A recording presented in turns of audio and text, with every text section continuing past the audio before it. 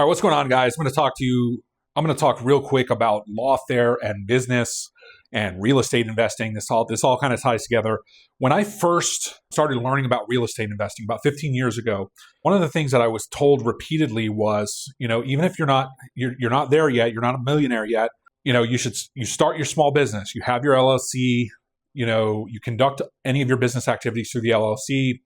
And then this also gives you a lot of cool write-offs. Even if you're still working a job, you're working a W-2 job, you have your LLC, and you can utilize all these really cool tax incentives, essentially, like, writing off travel if you're traveling to go look at some property. And so a lot of really interesting things have happened over the years that I've been a real estate investor. Okay, so the best way to understand business valuations and cash flow can be done through real estate. So if you study real estate investing, if you study how to underwrite deals, multifamily deals, commercial deals, real estate investments, right? You're kind of getting the core of all business. And one of the things that I looked at when I was learning how to underwrite deals and understanding cash flow and understanding the terminology and the nomenclature of the investing world is that, I started to realize that basically once you learn this can be applied to all these other areas of business, right? So somebody who buys a business, typically they pay rent. The business pays rent. Or if the business owns property, you're buying the property and you're buying the business and you're buying all the, utilities and stuff that come with it, like a restaurant, right? Restaurant build outs are bought in combination with either a lease or a property. So there's many layers to business, whereas real estate, just by virtue of owning it, is the business. And so, later down the road, as I've kind of gotten to understand all these different aspects of business and finance that I became interested in, it was that was some of the most critical and valuable stuff that I've learned, which is, how to evaluate a business, how to understand cash flow, how to understand these core aspects and fundamentals of what it means to be a profitable investor, for instance. Even for someone starting out, having your LLC and having a small business, understanding what it means to use your write-offs, understanding what write-offs are relevant to your business, and learning how to maximize your pre-tax income and maximize your write-offs.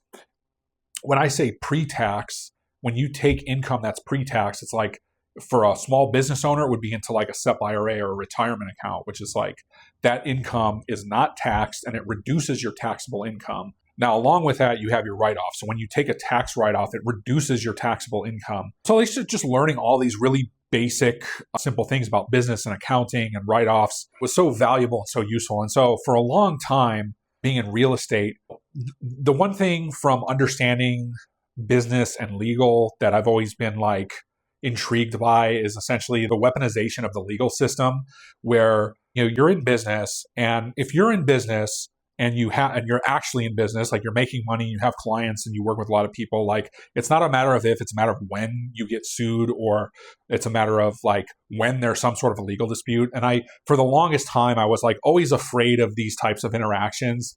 But if you're in real estate, whether you're an agent or an investor, or you're dealing with HOAs and stuff like this, first of all, HOAs in Arizona are the craziest scenario, right? They're unregulated. They're oftentimes stealing from owners. They're oftentimes embezzling money, and there's not a whole lot you can do about it because it's really hard to prove that there's any actual fraud or crime happening. So it's very rare that somebody actually gets in trouble for doing these things inside HOAs. Of course, now Scottsdale is notorious for HOA fraud and basically embezzlement, and there have been a number of cases of people going to prison over embezzling money from these HOAs. And it's just so crazy because there's no real regulation over HOAs in Arizona. The only recourse an owner has when they have an HOA on their property is basically they can file a complaint with the Department of Real Estate. 9 times out of 10, they do a simple investigation into the complaint. It's not a lawsuit, so they're not going deep into, what's happening with the funds and who did it. They're just investigating a complaint. And a lot of times nothing really happens. So it's really unfortunate for owners if there's an HOA. If you do have a property and you do have an HOA, get on the board, because that's the only way you can have some real oversight.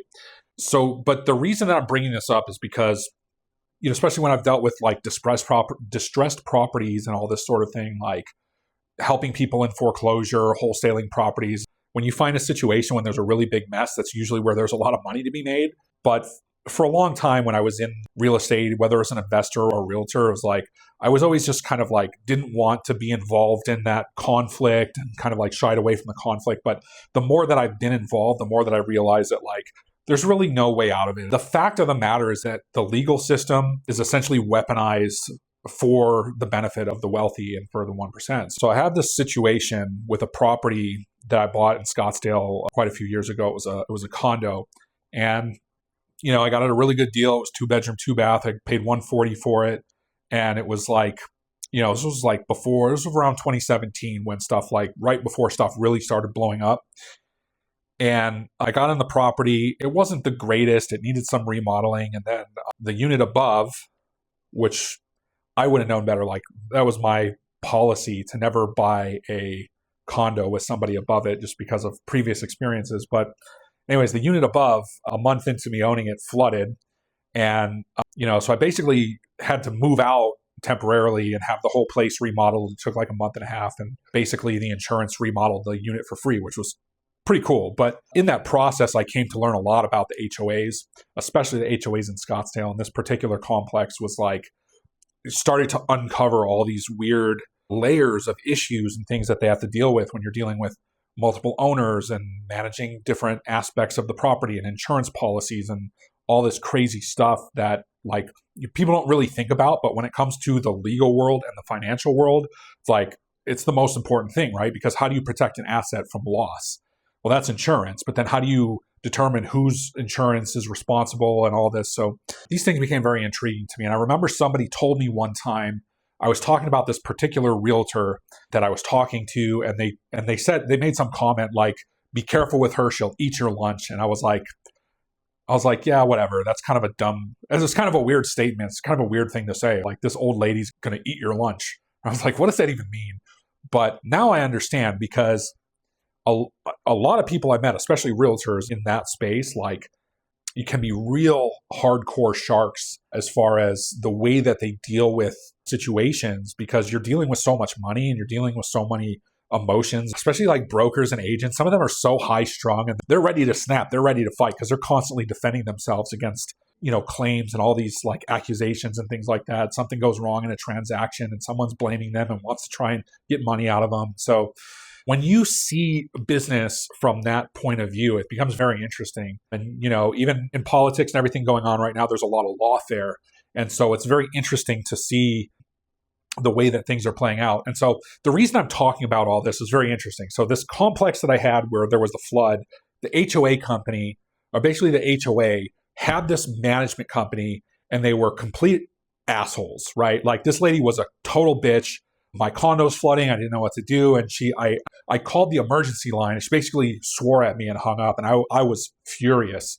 Now years later, I have this property, and we just had this situation come up where we're in escrow, and all of these things start coming to light about the HOA and how horribly managed it is. And here's the same management company all these years later, the same management company. And so one of the things that we determined was there's only one person left on the board, and he's in over his head, doesn't have the kind of experience. Me and my partner, who's a broker, have all the experience. My partner also runs a management company. So we understand these like really complex scenarios that are like, they're not really that complex once you understand the game and understand the system. And so now what's interesting is like, hey, they've got all these delinquencies. And so the complex is deemed non-warrantable, which means lender won't lend on it until there's a certain amount of delinquencies resolved. And so the management company, the HOA, they're not, they're like stumbling around, suing and foreclosing and all this stuff. So my partner came to me and he said, hey, we can just get on the board because like 3 of the other board members are nowhere to be found. There's one guy basically running the whole show. And guess who the management company is? The same management company that fucked me over many years ago. So now, I'm looking at this from a whole different point of view. And it's like, I'm just going to jump into it. We're going to start cleaning up this HOA. It's not nearly as complex as you would make it, as one would have you think. But if somebody's mismanaging or they don't understand how a management company could be taking advantage of the whole situation, it could be pretty daunting. There's a couple owners that have active lawsuits against the board, things like that, right? So we have to go in and kind of clean up all of this stuff. And I just thought it was so interesting because what's the first thing that's going to happen as soon as I get in? I'm going to audit the management company. right? The same people that I knew mismanaged these properties and stole money and all this stuff, like I'm going to give them a run for their money, right? So this is the Lawfare, where you get into, this started as an investment property and now it's getting into, okay, well, if we can't sell it, we're going to have to convert it to a rental. And, then we're going to have to go this other route of cleaning up all these other issues. Now, the thing about business is that you get paid to solve problems, especially in real estate. The more problems you can solve and the broader scope it has, the more people you help in the process, the bigger the payout. The downside to that, of course, is like in this scenario, it's like, okay, we're going to have to go in and we're going to have to start foreclosing. But of course, as an investor, that creates opportunities for wholesaling and other things like that. So the moral of the story there is don't ever buy a property with an HOA unless you really know what you're doing. And then, we see this playing out in politics right now. It's lawfare. It's basically the weaponization of the legal system for the benefit of the wealthy. And, when it behooves you as an individual, even if you just work a W-2, figure out how to start a small business and start learning the basics of accounting and getting the benefits of having write-offs and learning your taxes and learning some basic underwriting on investing, real estate investing in particular.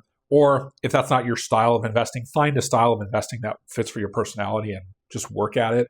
But anyway, so this is just the long and short of what I wanted to get out, is that when you're in business, and you're dealing with money and you're dealing with people, there's typically emotions. And the more money, the more emotions. And that's where the legal and financial system comes in. It becomes this thing where it's like, you don't fear the system. Of course, it can be weaponized against you, but at the same time, you can also use that to your advantage.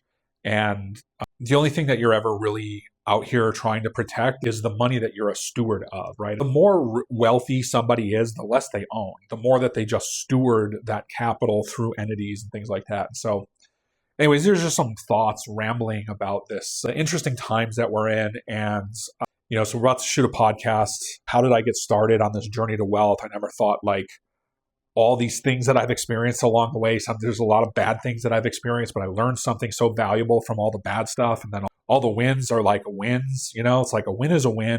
You get good wins. And typically it goes like, especially as an entrepreneur or a business owner, it's like you get, a really solid win that kind of like shows you it's possible. And then you get a loss. And every time I say there's a loss is usually a lesson. You get a blessing or you get a lesson. That's like kind of the modus operandi here. But typically it goes like win, loss, loss, loss, win, loss, win, loss. So every time there's that loss, it is a lesson, and you have to extrapolate the value of the lesson, because there is monetary value to you as a business person from those losses. And then you have to kind of parlay that into your next win. And typically, every time that I've experienced some sort of a loss, it's like I've always turned it around to an even bigger win. So if you have that mindset about it and you have that approach to tactically go after these situations and solve problems, and that's who you have to become in a sense on this path to true wealth.